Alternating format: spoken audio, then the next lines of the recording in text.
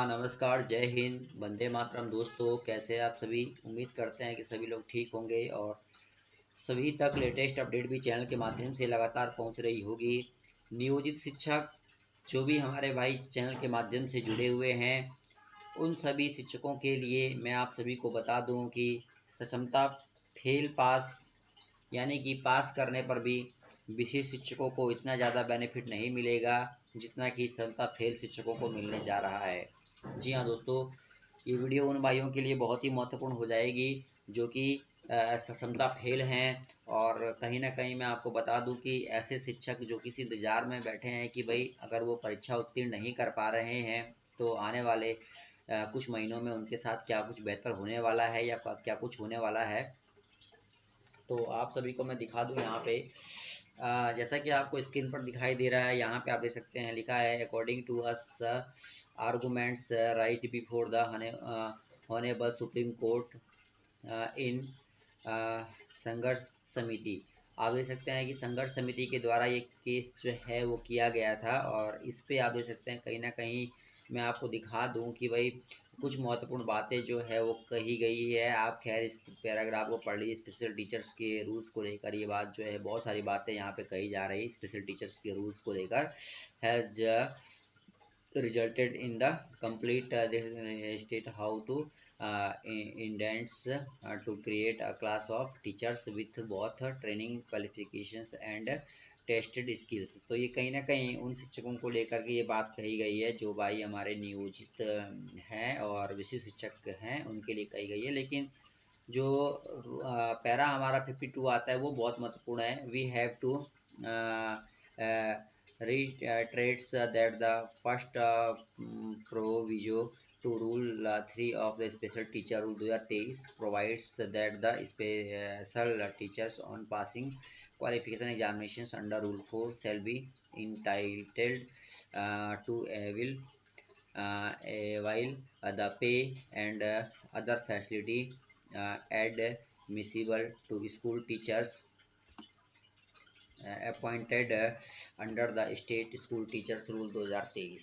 तो आप देख सकते हैं कि पे स्केल को लेकर ये बात कही जा रही है और लिखा है कि therefore the earlier round of litigations by the नियोजित टीचर्स अंडर, यहाँ पे आप देख सकते लिखा है CWJC नंबर यहाँ पे दिया गया है और dated 2/4/2024 of the Patna High Court, which reached the Honorable Supreme Court, is felt to have been rendered wide on this point, at least in the case of those who are found competent on passing the prescribed examinations। आप देख सकते हैं लिखा है यहाँ पे there we have to take note of last portions of the judgment of Sangharsh Samiti particularly at the paragraph number 107 which is quoted below। आप देख सकते हैं और इसमें कहा गया है कि the state may consider raising the pay scale of niyojit teachers at least to the level of suggested by the committee.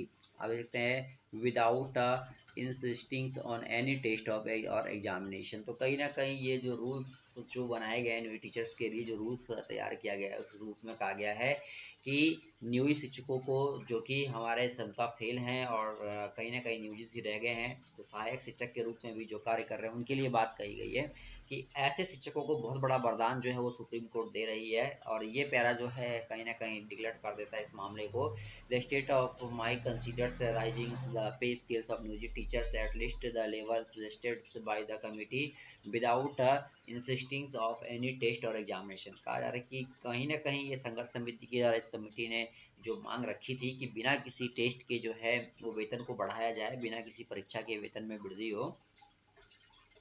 और जो बात कही गई थी, सुप्रीम कोर्ट ने स्पष्ट रूप से कहा था कि किसी प्रकार की अब क्षमता परीक्षा लेने की आवश्यकता नहीं है नियोजित भाइयों के लिए, क्योंकि जो भी नियोजित शिक्षक जो हमारे लंबे अरसे से कार्यरत हैं उनकी योग्यता के आधार पर जो है वेतन में बढ़ोतरी जो है वो की जाए। सुप्रीम कोर्ट ने कहा है कि भाई स्पष्ट रूप से कोई ऐसे नियोजित टीचर जिन्होंने कोई क्षमता परीक्षा नहीं दी, उनकी योग्यता को आधार मानते हुए कहीं ना कहीं जो है इन insistings of any test of examinations as suggested by the committee, those who are successful in such that the examinations may be given better pay scale. This is only suggestions which may be considered by the state.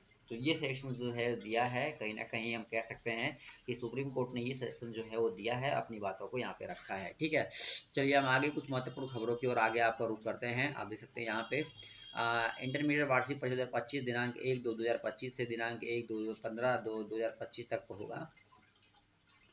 जिले के कुल लिखा है कि 2506 शिक्षकों को शिक्षण कार्य हेतु 65 केंद्रों पर प्रतिनियुक्त किया गया है। यह सभी शिक्षक परीक्षा के दोनों पाली में शिक्षण कार्य को संपादित करेंगे। इस संबंध में जिला पदाधिकारी पूर्वी चंपारण के राज्य संस्था रैंडोमाइजेशन करते हुए शिक्षकों की प्रतिनियुक्ति विक्षण कार्य हेतु परीक्षा केंद्रों पर दिनांक 30/1/2025 को योगदान करते हुए उसी दिन अपराह्न 1:30 बजे महात्मा गांधी प्रेक्षागृह मोतीहारी में प्रशिक्षण में भाग लेंगे। देख सकते हैं, तो ये भी एक महत्वपूर्ण बात कही गई है प्रशिक्षण में भाग लेने को लेकर।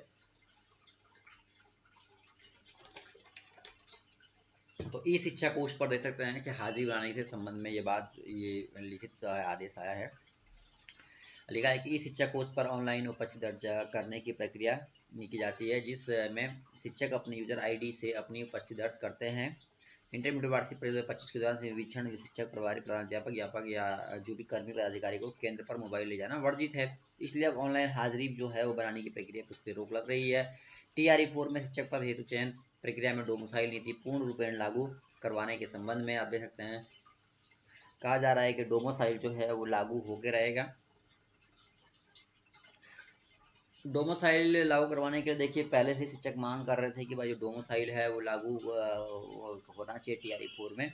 वहीं देखिए TRE-3 का अभी तक रिजल्ट जारी, जो सप्लीमेंट रिजल्ट है उससे लेकर भी अपडेट आई थी कि जो उम्मीद और आसार पे दुनिया कायम है और कहीं ना कहीं उम्मीद जो है वो लगाया जा रहा था कि सप्लीमेंट्री रिजल्ट जो है वो आ सकता है। तो ये भी एक अच्छी खबर है।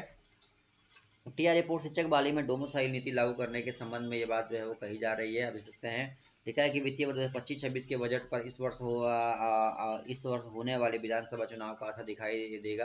राज्य सरकार चुनाव से पहले लाखों युवाओं को नौकरी देने की घोषणा कर रही थी। इस कारण से आगामी बजट में वेतन, पेंशन, ब्याज भुगतान और सरकार के अन्य प्रतिबद्ध खर्चों के लिए स्थापना प्रतिबद्ध के लिए अधिक बजटीय अभिव्यक्तियाँ लिखा है।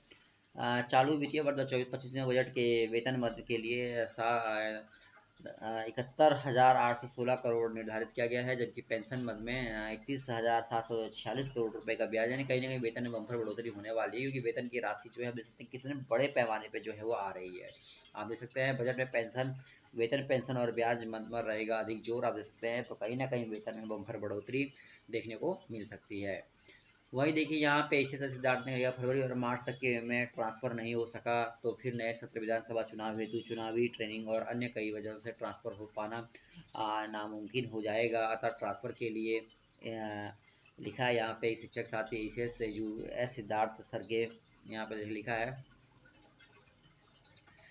ईमेल और व्हाट्सएप पर सभ्य भाषा में अधिक से अधिक यथाशीघ्र ट्रांसफर करने का आग्रह और संदेश भेजने की कोशिश करें, ये बात कही जा रही है। ये भी बात कही जा रही है भाई।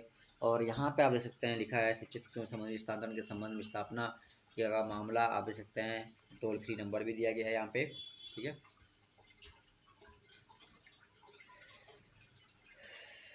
दूसरी ओर देख सकते हैं कि by goal is to make schools paperless within 3 month. आप देख सकते हैं कि इन्होंने टाइम्स ऑफ इंडिया से अपनी वार्ता की है, कुछ बातें कही है स्कूल को लेकर, कुछ विचार रखे हैं अपने। ठीक है, क्या क्या विचार है आपने के पाठक से शिक्षा विभाग की कमान संभाली, जिन्हें सख्त बॉस के रूप में जाना जाता है।